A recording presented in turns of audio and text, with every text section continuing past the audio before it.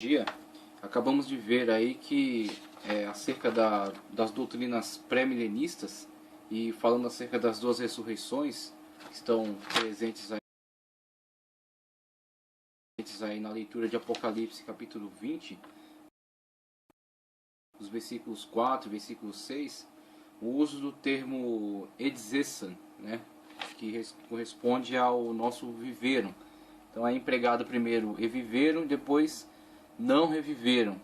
E aí temos a ideia das duas ressurreições, sendo que as escolas amilenista e pós-milenista leem a primeira afirmativa de viveram desse termo em outros textos bíblicos, tanto no Evangelho de Mateus como no Evangelho de João e na carta de Paulo aos Romanos, onde é empregado o termo edzisan e ele é empregado de uma forma literal, tal qual em Apocalipse também é empregado de forma literal, sendo visualizada a questão alegórica somente naquele primeiro uso do termo edzisan em Apocalipse 20, verso 4, em vista da justificativa da interpretação alegórica, né, da interpretação amilenista e pós-milenista, que pretendem afirmar que o milênio na verdade é alegórico, e se o milênio é alegórico, eles precisam alegorizar também a leitura desse termo.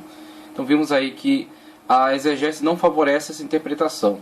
Na verdade, a interpretação das escolas pré-milenistas, nas suas subdivisões, né, tanto pré-milenismo, pré-tribulacionismo, mid e pós-tribulacionistas, ambas leem esse termo, né, leem esse texto de uma forma literal e entendem que o milênio será literal. Na verdade, essa interpretação está de acordo com aquilo que é favorecido pela exegese do texto. Tá certo? Então vimos aí que o termo edzisan, presente em Apocalipse, é uma leitura literal, e a escola pré-milenista favorece essa leitura desse termo de forma literal. E aí, dando continuidade, eu quero abordar também, de forma rápida, um ponto aqui do nosso curso, onde fala acerca do novo céu e nova terra. Tá certo? Novo céu e nova terra. Um dos fatores que faz os pré-milenistas históricos divergirem em opinião é a menção bíblica em 2 de Pedro 3,13 e Apocalipse 2,21, que fala de um novo céu e uma nova terra. Esse fato se dá em razão de alguns serem mais literalistas e outros simbolistas. Então vemos que a discussão agora está dentro da própria escola pré-milenista. Não estamos falando, pelo menos nesse momento, vamos retomar, depois falar um pouco mais acerca dessas outras escolas, mas a discussão agora está interna dentro da escola pré-milenista. Agora é a questão das subdivisões da escola pré-milenista. A escola pré-milenista tem as leituras pré-tribulacionista, dispensacionalista, tá certo? A pós-tribulacionista ou pré-milenista histórica, que também tem uma tendência para o aliancismo, e o MID, a escola MID tribulacionista, que na verdade é uma escola, uma terceira opção fornecida depois, uma tentativa de conciliação, certo? Uma tentativa de síntese dessas duas escolas que são antagônicas, mesmo que sejam pré-milenistas, porque leem esse termo de uma forma literal, mas são antagônicas com relação a algumas interpretações sobre como se dará o desenvolvimento até chegar ao milênio. Então temos aí a questão, por exemplo, do novo céu e nova terra. A interpretação pré-milenista acerca do novo céu e da nova terra afirma que a atual era da igreja se seguirá até perto do fim de seu exercício, e que perto do fim virá a grande tribulação. Eu vou buscar aqui um mapa para a gente visualizar melhor isso. Isso aqui depois a gente retorna. Então temos aí este mapa, que depois voltaremos a usá-lo, mas só para exemplificar esta questão que está sendo tratada aqui. Então temos aí um plano geral da escatologia, e vemos que nesse plano geral as escolas pré-milenista, as escolas dentro do pré-milenismo, as escolas pré-tribulacionista e pós-tribulacionista ou pré-milenista histórica, vão divergir com relação à interpretação da cronologia dos fatos. Então, enquanto esse mapa aqui, inclusive, ele é pré-tribulacionista, tá? Ele favorece essa interpretação. Ele entende que há essas subdivisões aqui com relação ao desenvolvimento dos fatos ligados à escatologia. Parênteses profético sendo a época da igreja. Ele é dispensacionalista, então ele leva em consideração essa interpretação da história em dispensações. E tal a dispensação que estamos vivendo é a dispensação da igreja, também chamado parêntese profético.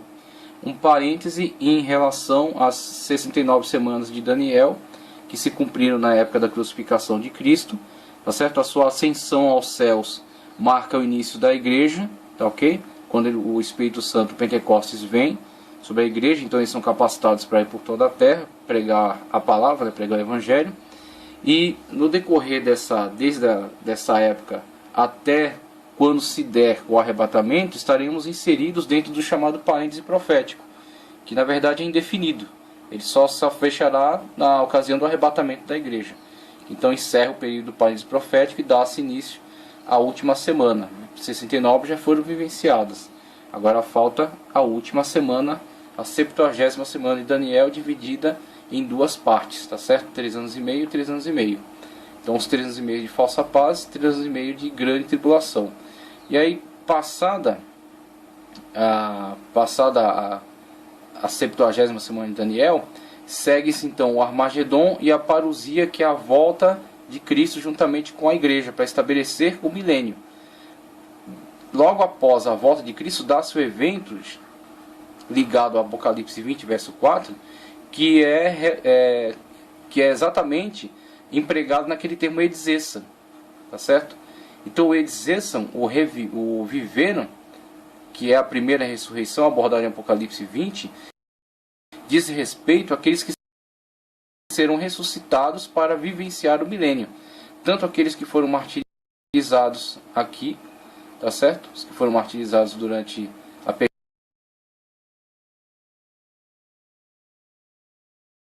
um sinal da besta, conforme está lá em Apocalipse, vão reviver para vivenciar o período do milênio.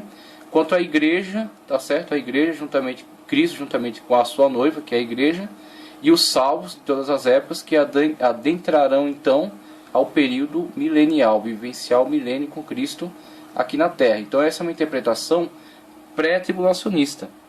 Qual é a divergência? A divergência é entre as interpretações pré-tribulacionista e pós-tribulacionista, principalmente, ou pré-milenista histórica. Pós-tribulacionismo, também chamado pré-milenismo histórico. O pré-milenismo histórico não entende essas subdivisões, ele não aceita essas subdivisões. Ele entende que a época da igreja estende-se até adentra o período da tribulação. A igreja, na verdade, vivencia o período da tribulação. E a grande divisão que existe, e aí vamos ver um pouco mais aqui do texto, é as discussões entre a questão da tribulação e a questão da ira de Deus. Os defensores do pré-tribulacionismo, que entendem que a igreja será arrebatada antes do início dos 7 anos de grande tribulação, né? Período de falsa paz depois de grande tribulação, eles afirmam que a igreja não pode passar pela tribulação, porque a tribulação é ira de Deus, e a igreja não está destinada à ira.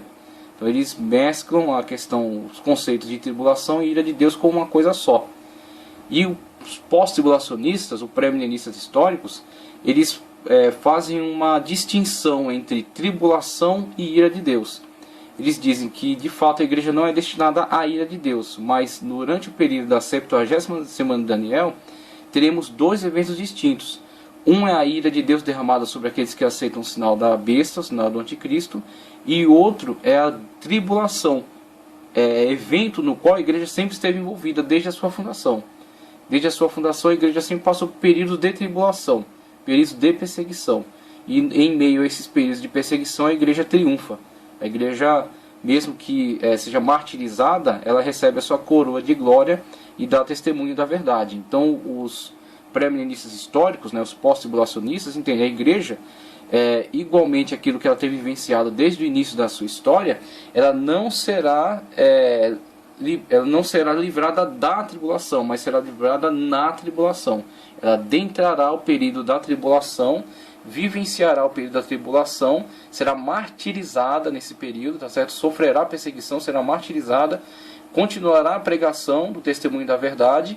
Quando então, ao final da 70ª semana, o período de tribulação, a igreja martirizada vai adentrar a glória. A igreja martirizada vai adentrar a glória e virá com Cristo na parousia, tá certo? Aqui podemos colocar, logo após a 70ª semana, o Armagedon, tá certo? A guerra em que o anticristo com as nações cercará Israel para a destruição total do povo de Deus. Mas a igreja, aqui uma interpretação pós-tribulacionista, pré-milenista histórica, tá? A igreja adentra o período de tribulação, esqueça essa questão do arrebatamento aqui, porque o pós-milenista não entende dessa maneira. Ele é uma escola de interpretação que se aproxima mais do amilenismo, porque eles lançam mão da alegoria como uma ferramenta bastante recorrente, bastante usada. Então eles usam bastante alegorias, como os amilenistas, os pós-milenistas também usam. Então eles entendem que o arrebatamento também tem uma característica alegórica, que a questão do arrebatamento não é muito uma doutrina muito clara na escritura.